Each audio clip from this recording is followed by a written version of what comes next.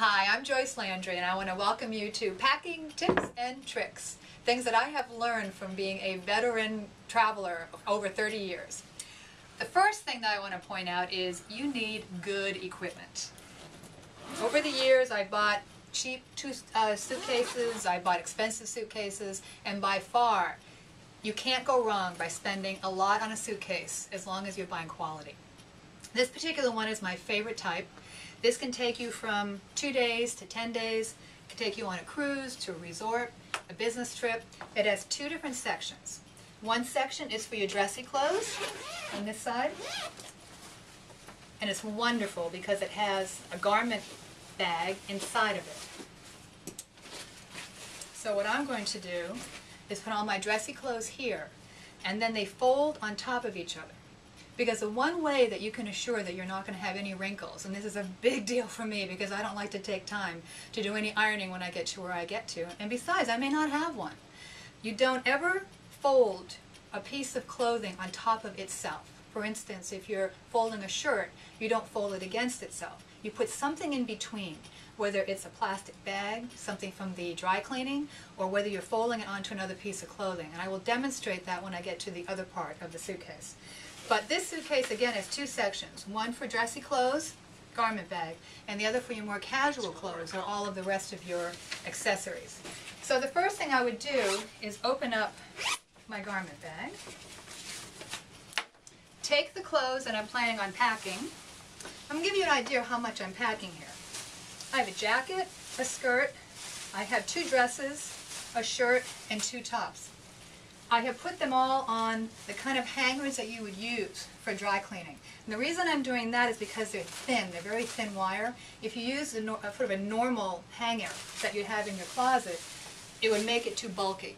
So another trick in a suitcase is you want it to be as thin and use as little space as possible because you want to pack a lot. So I just place this onto my garment bag, and then I zip it up.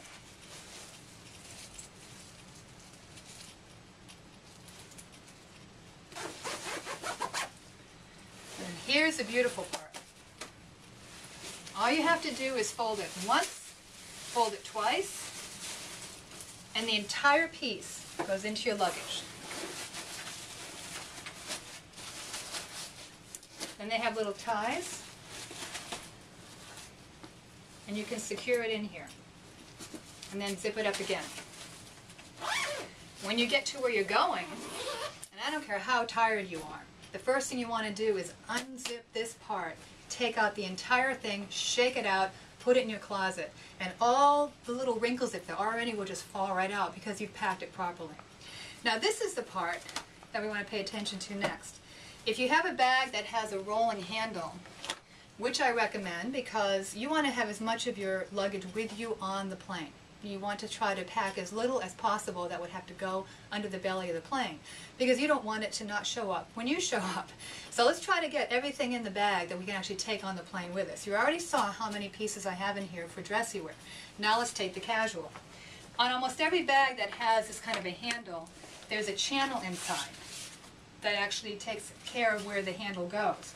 If you just put clothes on top of this, you'd be missing some really great space usage because you'd be wasting all the space underneath. So you want to fill in this little spot down here first in order to give yourself a nice flat place to start packing. I always take a pair of flops, and I want to tell you a little bit about safety and security right now. The last thing you want to do is walk around in a hotel barefoot, so you want to make sure that you have something on your feet. And if you're in certain countries, you also may want to wear these in the shower because you may not know how clean it is. So I put my flops right there in the middle. That begins to have a little bit of protection. And then I look for things like workout clothes that I can actually just roll up. And I'll talk a little bit about rolling in my next segment. Rolling clothes is a very good way of keeping them from getting wrinkled, especially casual. And I'll tuck those in the corner. And I'll take my workout pants and I'll tuck those in the other corner. And let's see, I'll take my workout shorts and I'll put those down here in the middle. And a little bit of my personal items. I'll put that down here too. So now I've got kind of a nice even place to start. Once I have that, I'm going to go to my heaviest piece of clothing because I want that to line the bottom. And those are also the items that are least likely to get wrinkled. So let's take a pair of jeans, because even if I'm on business, I want to go out at night and maybe be a little casual. What I'm going to do is start a folding process. I said earlier that you don't want to have a piece of clothing fold in on itself, because that's what causes wrinkles. So if I were to do this right now, take this out, chances are a big crease would take place right there. Don't want to do that. So I'm going to hang this to the side. I'm going to take another pair of pants, lay it in here, and hang that to the side. Then I'll take a shirt, and I'll layer that right here, just the bottom part. I have a jacket. I'll layer that right here. I have a sweater. Let's try layering that right there.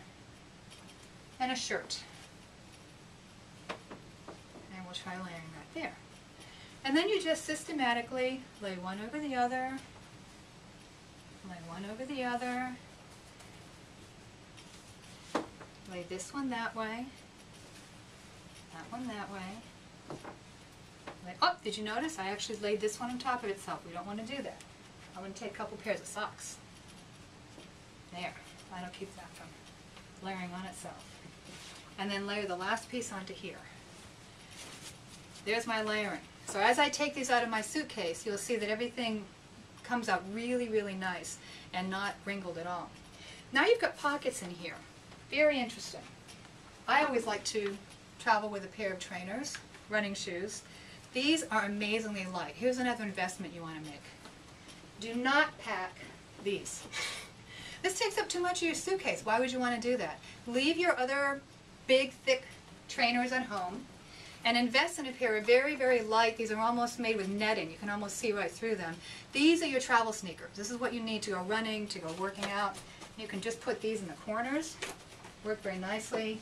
I have a pair of high heels right here. I don't want the heels to really get ruined, so I often take a place where I have a nice open area, put the heel in that way, put the heel in that way. These nice little pockets are also places to put a lot of your wiring that you're going to need, the cords that you have for your electronic equipment. So we can put that over here in the corner. Tuck that right down here. And if you have any other space left, most certainly you have little, I have a headband that I use at night, and I have other little socks over here. So you can see I have quite a bit of things in here already. The last thing I'm going to layer on top here is my cosmetics. And I'm going to use this next segment coming up to tell you what kinds of things you want to travel with. So don't miss that, because it's going to be how you can take the most amount of your daily toiletries with you without needing to take whole bottles. So we'll go into that. But for now, let me just layer that right in here. And of course, I'm going to a sunny place. So I have this really nice travel hat. Another good investment. This actually can be folded like that, put in your suitcase, closed up, and when you get there, it comes right on. It can be just a really nice hat. So I'm going to put that on right now. I'm going to fold myself up. And now we're ready to go. Zip myself up here. And remember the last thing, always look for the journey. It's not the destination, it's the journey that counts. Thank you very much.